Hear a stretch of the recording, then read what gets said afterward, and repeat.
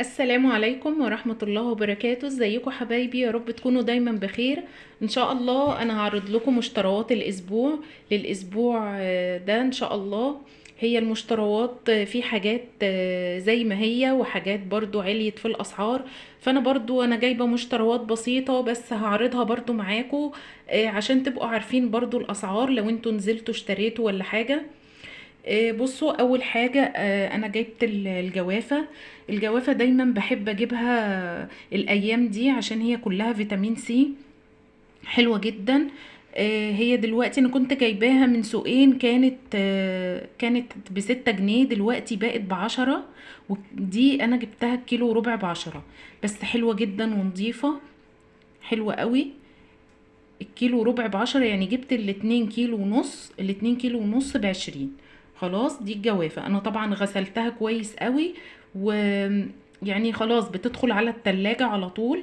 بعد ما بصفيها كويس بدخلها على التلاجة. خلاص. جبت كمان الاستفندي دوت بلدي.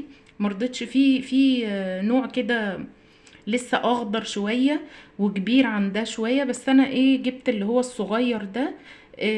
بيقولوا مسكر، انا اول مرة اجيبه بصراحة، بس ولادي طلبوه قلت يعني اجيبه. نجربه كده المرة دي.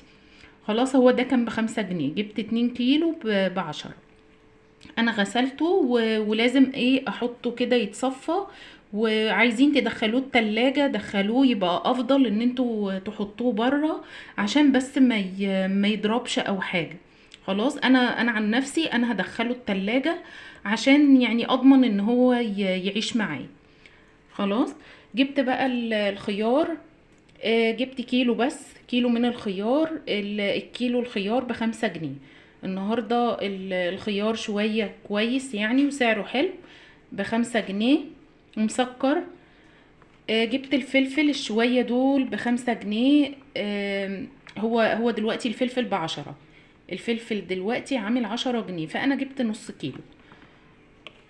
خلاص، برضو غسلته وصفيته زي ما انتم متعودين معايا، اللي متابعني عارف ان انا بقى بغسله كويس وبصفيه.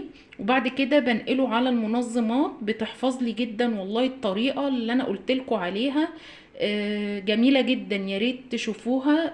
اول فيديو مشتروات انا نزلته، ان انتوا تحطوها في المنظمات وتحطوا ما بينها مناديل ورق وتنشفوها كويس قوي، ده بجد بيطول عمرها في التلاجة جدا. فالطريقة ان شاء الله هتعجبكم. الطماطم عاملة 5 جنيه دلوقتي، يعني سعرها الى حد ما معقول الحمد لله. فانا ما جبتش كتير، انا جايبة بس ال2 كيلو دول.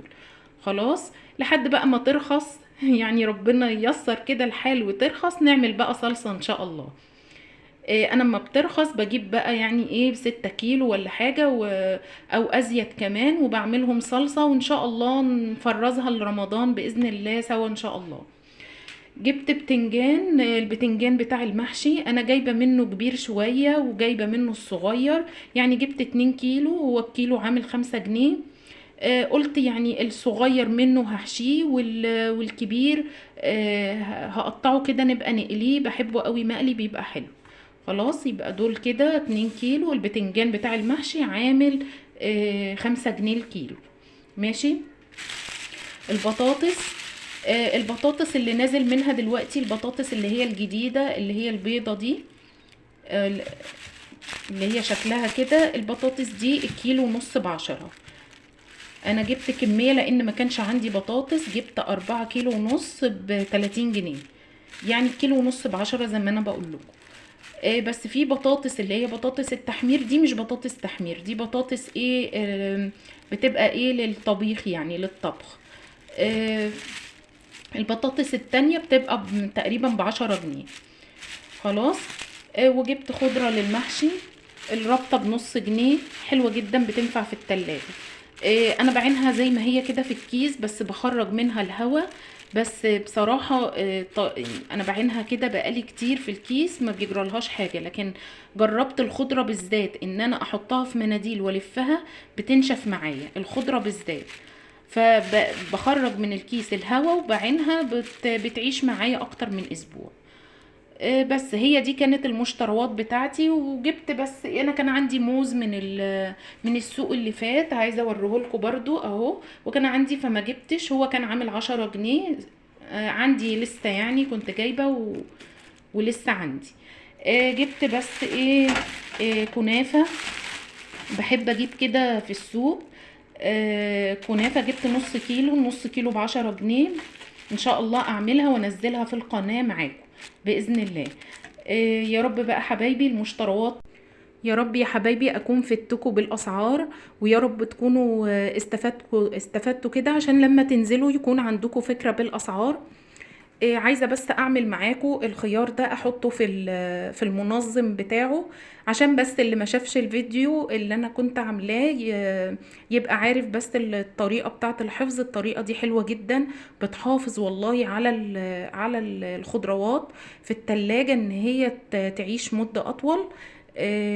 بصوا، انا دلوقتي انا زي ما انا قلت لكم، انا غاسله الخيار كويس، فهنشفه معاكم اهوت وهحطه في المنظم اهو. بتحاولوا ان انتوا تنشفوا الخيار لو انتوا مستعجلين ان انتوا تحطوه في التلاجة. لو مش مستعجلين سيبوه يتصفى براحته خالص، وبعد ما يتصفى بترصوه كده على مناديل. انا فرشه مناديل اهوت في المنظم بتاعه بس. بتمسكوا بقى واحده واحده كده، تنشفوها من الميه كويس قوي، لان الميه دي لو هي دي اللي بتخليه يبوظ بسرعه، فلازم يكون ناشف قبل ما تحطوه في التلاجة. زي برضو ما عملت في الخيار، برضو هنشف الفلفل. انا زي ما بقول لكم انا مستعجله ان انا احطه في التلاجة، يعني عشان ارص التلاجة بسرعه، فانا بنشفه. لكن لو انتي عادي قدامك وقت، ممكن ان انتي تسيبيه يتصفى براحته خالص، وبعد كده بتنقليه في المنظم. انا بحب اجيب كده قرن شطه بحطه كده في نص الفلفل ده، يعني ساعات بحتاجه في المحشي ولا حاجه، بيبقى حلو، بيبقى اي حاجه كويسه موجوده في التلاجة عندك بتنفع يعني. حبايبي انا كده خلصت. أه بحاول بقى ان انا اجيب منديلين كده واحطهم على وش الطماطم او الخيار، عشان برضو الرطوبة في التلاجة ان هم يحمولي الحاجة في التلاجة ان هي ما تعملش رطوبة. بس كده.